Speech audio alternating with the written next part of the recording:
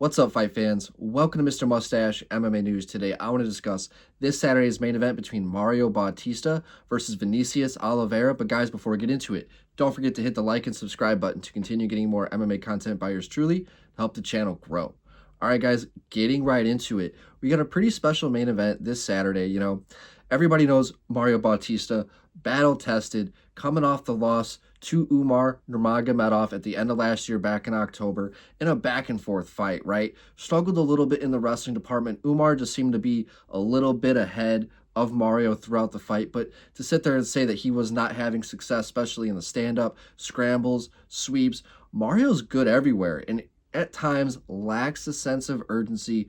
We saw that in the fight with Jose Aldo, where he did what he had to do to get the victory, right? And one of the more boring performances, in recent memory. The UFC put him on ice after that. They really punished him. We're in a fight where he was kind of almost number one contender. He put himself in a really good spot towards the title with the victory, but the way that he got the victory just put a sour taste in the UFC's mouth and a lot of the fan base as well.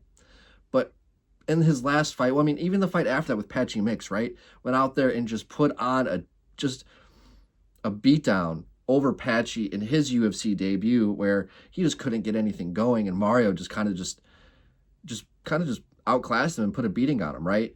But most recently in the fight against Umar, where he lost, but he lost valiantly. He went out there and put on pressure and actually gave a really good, hard fight against Umar, a guy who fought for the title, a guy who is going to be fighting for the title again soon enough, I'm sure.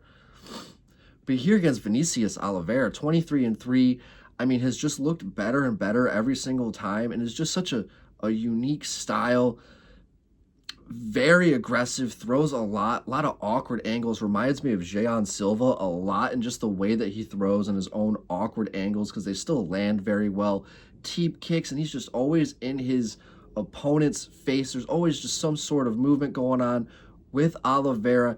Hands down, chin up though. But that's his style. That's how he is able to find success, with his hands down, because opponents can't really see what's coming at them, and he's just throwing it with confidence.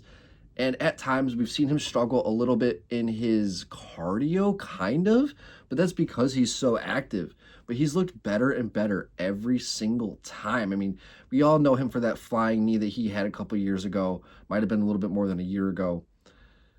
And then he's rattled off 3 straight wins over Ricky Simon, Said Nurmagomedov, and Kyler Phillips, where he was just able to just kind of go out there and break them with activity, with volume, and pressure.